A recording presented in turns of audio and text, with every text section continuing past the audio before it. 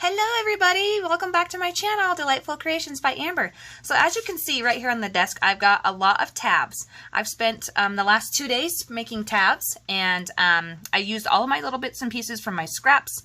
I've got some longer tabs here. This was actually double-sided, so I could use that one either way. Most of them are single-sided.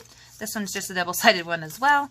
And this one here is blue with white on the inside. So yeah, I have a whole bunch of different sizes. Some of them I used at my tab board, my tab punch board, just the tab piece. Other ones I made by hand. I just cut them out with the scissors and made my own shape.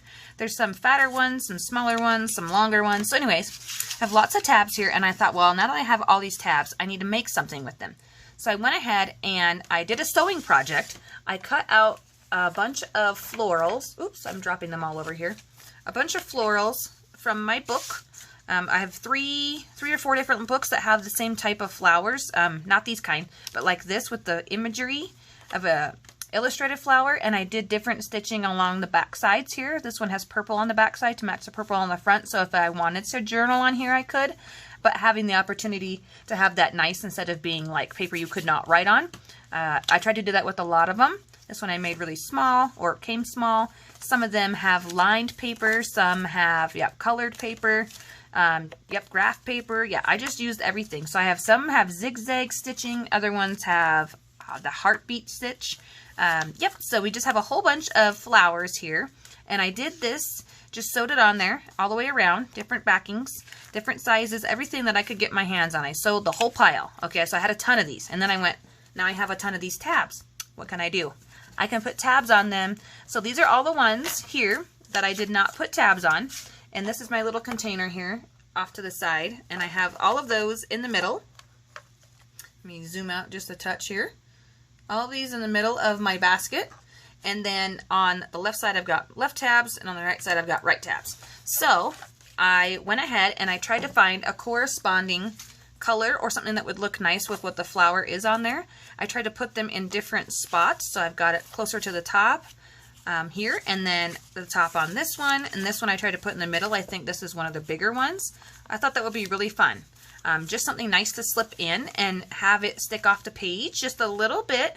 These, not all of these are going to go into the sewing journal, but some of them. I thought that would be a really cute little addition. So we'll have some left-siders, some right-siders, and you could even put them in this way.